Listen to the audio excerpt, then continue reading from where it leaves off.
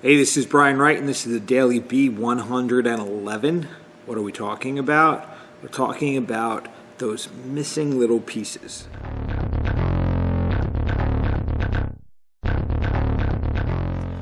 Hey, this is Brian Wright from BrianWright732.com and fitin.com, PHITIN.com.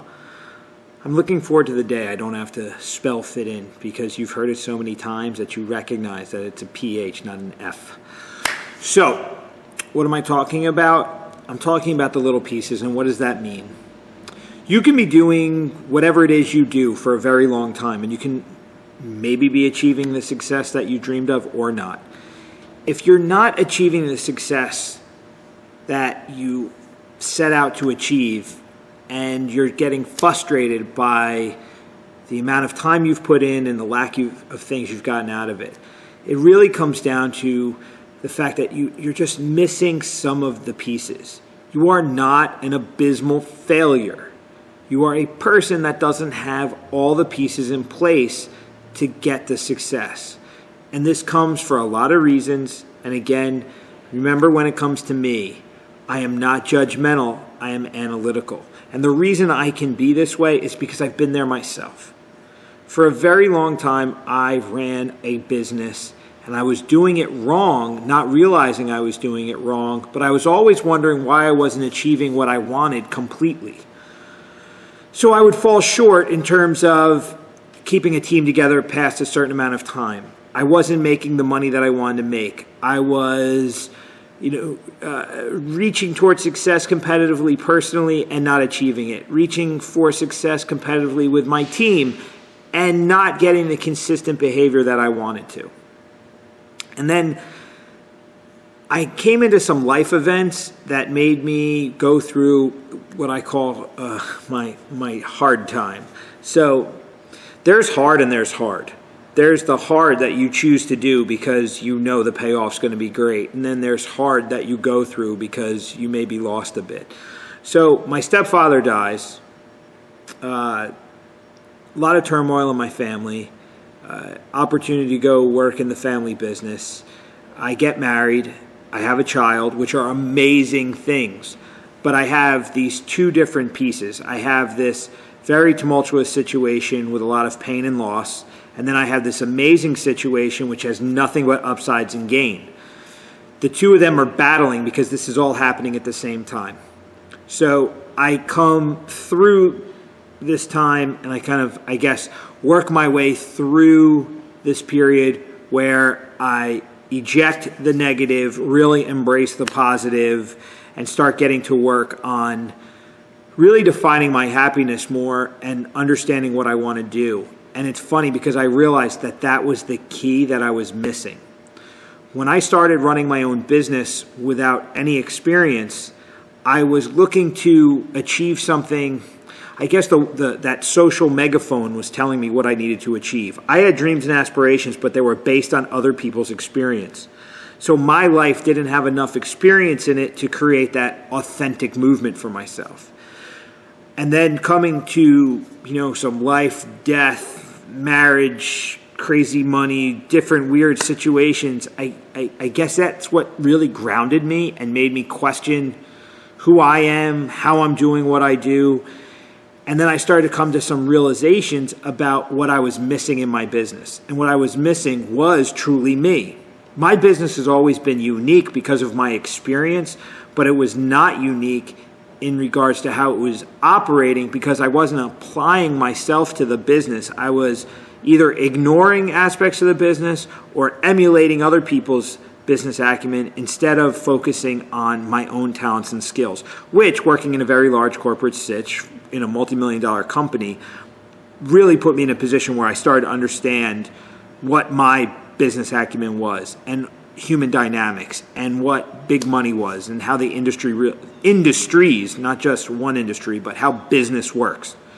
So getting grounded by real experience made me understand who I am, what I'm looking to achieve, what makes me happy, what I want to do on a daily basis, who I want to do it with, all these kinds of things. Plus, I became very grateful for my opportunities because when I see someone pass away early due to an illness and was never able to achieve the things that he wanted to achieve after his work life. My stepfather was a man who had massive dreams about what to do when he retired, and he passed away before he was afforded the opportunity to retire. And he was sacrificing his today for a tomorrow that never came. And in a lot of ways, I did that after he passed by investing myself in a situation that I was never going to be allowed to fulfill completely. So I go back to my own sitch. I'm skipping a tremendous amount of details, but I'm just trying to convey the fact that I was able to operate in business for close to 20 years with crazy ups and downs. And the ups and downs were due to the fact that I wasn't living authentically. I was emulating in a lot of regards. I was being authentic in certain aspects of my business, but not in the ways that create unity and money and prosperity and different things. So go through all of this, and then I come out on the other side with some real understanding, and then all of a sudden, the business changes. So now I go back at year 18 of running my own martial arts and fitness business, with a business that's thousands of dollars in the hole a month, where I'm pouring good money into a bad sitch, to all of a sudden I have to make a living off this situation because I have no choice. I have a wife, I have a kid, I have to make it work. So I sold off some of my assets and I invested it back into the business. I came to the realization of who I am, what I want, and now I'm starting to do business authentically. And I'm applying my authentic self to every aspect of my business. And I'm also understanding that for 18 years, I was expecting people to respect me because of my opinion of my experience, not our experience together. So the title of sensei that a lot of Japanese styles have was something that I evolved into, but instead of it being a humble teaching space, it was an arrogant, you have to do what I say space. So I made the shift to understand that as a teacher, no one has to respect me because of what I've done for myself. The only way people are going to respect me is for how my actions create value for them. So I get a grounding experience in life that makes me understand who I authentically am and what I want.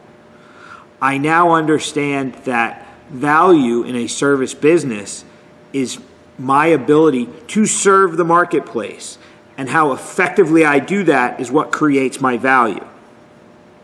And then also understanding that I cannot emulate other people's practices and expect to be truly happy for myself. So, the best way to get ahead, the best way to have the energy and the enthusiasm to get through your day comes from what I just said. It's gratitude, it's empathy, it's being positive, it's having an understanding of what your authentic self is and employing that in every aspect of your life. You're going to spend more time in your business than you do anything else. That's just the way it goes.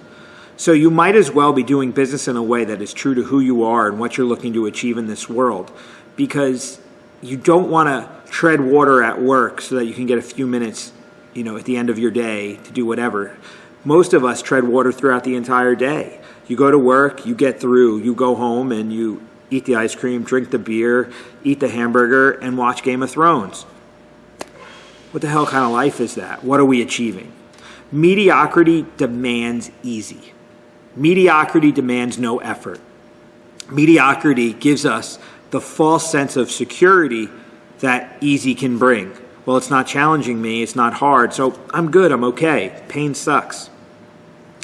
Hard work and the pain that comes from hard work, but you're moving in the direction that you want to move, is the greatest sense of satisfaction and accomplishment you can ever have.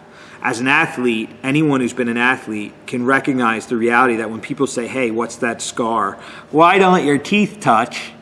And you smile. They're like, Jesus, you have a horrible, disfiguring whatever, and you're smiling. Your knee operation, you're smiling, whatever. You're smiling because you remember that pain as a good thing because you were achieving greatness when that happened. So your battle scars are not things to be embarrassed of. They're things you're proud of because you did amazing things and they become the roadmap of the greatness of your life. I'm not saying go out there and become all scarred up, but I'm saying understand that the pain that you go through to achieve great things is not something that you look back and go, wow, that sucked. You look back and go, that was amazing. That was that bite that makes me remember that moment where life was good. And now I need to replicate that every day. Not meaning I have to feel pain and I have to hurt myself, but I have to accept the challenges of life on a daily basis so that I'm not doing the easy thing and being mediocre, but I'm accepting the challenges and I'm doing the hard work. I'm doing what it takes to maintain a sense of self in a world that wants us to emulate everything. I'm doing the hard work in a world that says, don't push, coast. In a world that wants you to be selfish and to be a consumer instead of a giver. I'm going to say thank you instead of demand. So this is the struggle, and it's only by understanding our life experience can we really put it all together.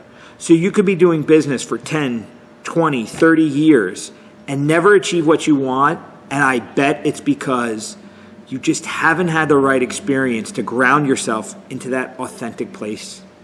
And that's the gift of the hard time for me. I hope you don't have to go through a hard time. I hope that you can be self-analytical enough to see the things that you're not implementing. And I hope you can let go of the things that you're emulating and start being who you are, the way you know you should be, because that's when you're going to achieve the most success. And you can take this from me or from any of the other successful people in the world, because if you listen to it, it tends to be the same story. The world rejected me while I was struggling to maintain myself. I always knew I was going to be great. The world just had to catch up to me. That's the mentality. But you cannot have the audacity to say that unless you're behaving in a way that backs that up. You have to truly be authentic. You have to truly be putting in the time. You truly have to be working hard. These are the things that actually matter. So don't race to the bottom to be mediocre. Rise to the top by being your authentic self and having the audacity to tell the world, I am great. But your behavior will define the truth in that statement. Okay. Again, I hope you don't go through the pain. I hope you can just find this through self-discovery. And I wish nothing but the best for all of you. So thank you again for the opportunity to speak. If you want more about my information, go to fitin.com and let's get working together. Because the one thing that I discovered in this process is that I am a coach. I've always known I'm a coach, but I was a coach on a, I'll say superficial level, on a physical level. But I've come to really understand that coaching goes beyond the physical achievement. Coaching goes into creating an authenticity in life. So that surface behavior brings the internal up and creates that perfect life for yourself. All right, enjoy your day.